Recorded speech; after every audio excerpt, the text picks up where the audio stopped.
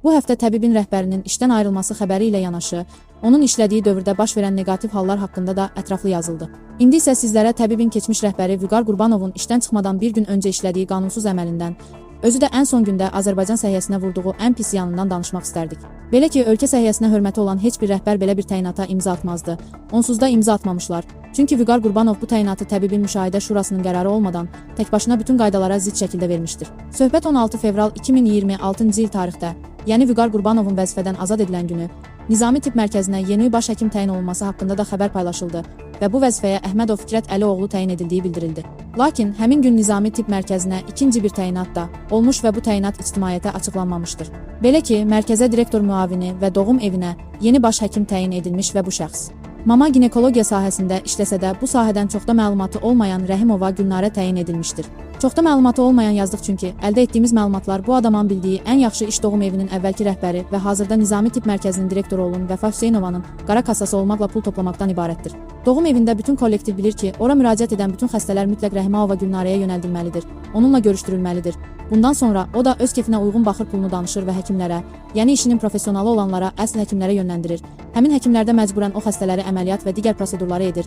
Yekunda da Gülnarə həkim nə versə qəbullanırlar. Gülnarə doktor o qədər ədalətlidir ki, pul verməyənləri, haqqını tələb edənləri, qanunları bilənləri bu tip xəstələri həkimlər doğrudan öz sahəsinin peşəkarlar arasında bölüşdürür.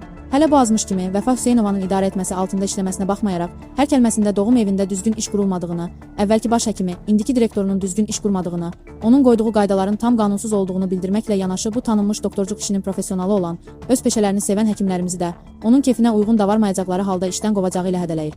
Onları işdən atacağını, onlara göstərərəm deyə təhdid etməsi, onlara əsl işin necə quracağını, iclaslarda öz tipinə uyğun bazar alverçilərinin dili ilə danışmaqla ölkə səhiyyəsinə əsl üzqarası olduğunu göstərir. Rəhimova Gülnarə öz dilindən bəzi həkimlərin yanında bu vəzifə üçün Hüseynova vasitəsilə Vüqar Qurbanova 150 min manat verdiyini demişdir. Ona görə də onun təyinatı təbibin müşahidə şurasından və ictimaiyyətdən gizlədilmişdir.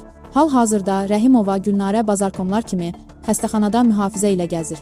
Ümid edirik ki, təbibin indiki rəhbərliyi bu məsələni nəzarət götürərək ən azından əvvəlki xələfinin bir gün əvvəl etdiyi səhvin aradan qaldırılmasına cəhd göstərəcəkdir. Bundan başqa əvvəllər bu doğum evində işləmiş, lakin müəyyən səbəblərdən 2 il əvvəl buradan qovulmuş, sonradan Sabunçu və Xəzər tibb mərkəzlərinə işə düzəlmiş, lakin oradan da qovulmuş bir həkim anestezioloq, reanimatoloqu təkrar bura işə götürməyə hazırlıq gedir. Həmin həkim də artıq hər yerdə hamıya 30 min manat ödədiyini, hətta şöbə müdiri olacağını bildirmişdir. Sabunçu və Xəzər tibb mərkəzlərinə 25 min manat ödəyərək işə girdiyini, işdən çıxanda isə direktorlara onlara pul verərkən səslərinin yazdığını bildirərək şantaja etmiş və pulunu geri istəmişdir. Bu qoçaq həkim haqqında da əvvəlki fəaliyyəti və məcəraları barədə ətraflı məlumat veriləcək.